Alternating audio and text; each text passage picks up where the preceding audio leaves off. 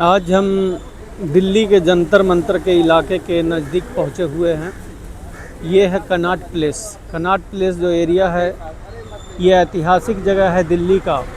इसके बारे में कहा जाता है कि इस जगह पे जब ब्रिटिश रूल करते थे भारत में, जब उनका राज था अंग्रेज़ों का, उस समय राष्ट्रपति भवन में रहने वाले जितने भी अधिकारी पदाधिकारी या आसपास के इलाके में जितने भी पदाधिकारी रहते थे, वो सारे लोग इसी कनॉट प्लेस के एरिया में इलाके में आते थे शॉपिंग करने। तो आज हम वहाँ आए हैं और आप लोगों को जानकारी मिल ही गई होगी कि धर्मेंद्र प्रधान, जिसका इस्तीफ़ा कॉकरोच जनता पार्टी लगातार पिछले महीनों से उसकी मांग कर रही थी, और कॉकरोच जनता पार्टी और इस देश के युवाओं के दबाव में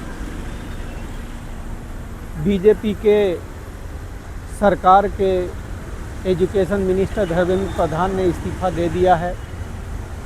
ये बात बहुत अच्छी है और एक नई उम्मीद की किरण इससे जगती है, लेकिन कई मुद्दे हैं कि आज के तारीख में इस देश में जो युवाओं ने जिस प्रकार से दबाव बनाया है, सरकार ने जो प्रयास किया है, इसके बीच में इस देश में जो उम्मीदी और नाउम्मीदी की एक जो रेखा खिंचती है, और आँखों के सामने कई चीज़ें जब हमारे सामने आता है तो हम लोगों को समझ में नहीं आता है कि हमारा भविष्य क्या है। क्या धर्मेंद्र प्रधान के इस्तीफे से इस देश को कुछ फ़ायदा हुआ?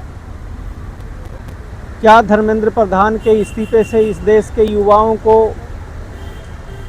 शिक्षा के वो सारे आयाम, सारे अधिकार, सारी उम्मीदें वो पूरा हो जाएंगी?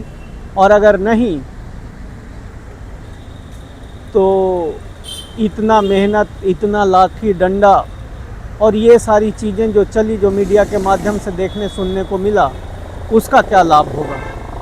इस बात पे हम आगे विस्तार से चर्चा करेंगे। और उससे ज़्यादा इम्पॉर्टेंट, बीइंग एन एडवोकेट, एक वकील होने के नाते मैं उन पहलुओं पर आप लोगों की जानकारी को बढ़ाऊंगा कि जो पुलिस का रवैया रहा, जो मीडिया के माध्यम से जानकारियां हम लोगों को मिली कि पुलिस ने युवाओं पर, छात्रों पर लाठी और लाठी में कील डाल करके युवाओं को पीटा। इतना तक पीटा कि सैकड़ों युवा अस्पताल में भर्ती हो गए, कई की हालत गंभीर है।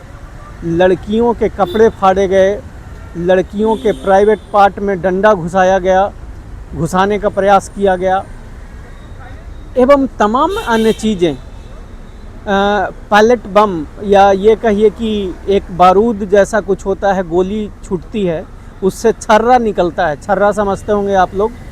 तो छर्रा निकलता है, वो जो अलाउड नहीं था चलाना उसको चलाया गया, और उससे कई युवाओं को की आँख की रोशनी चली गई।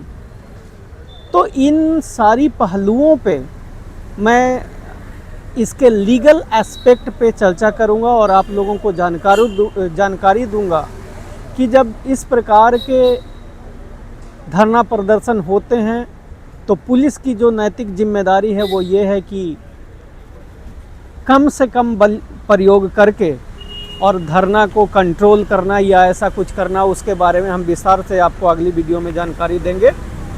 जय भारत।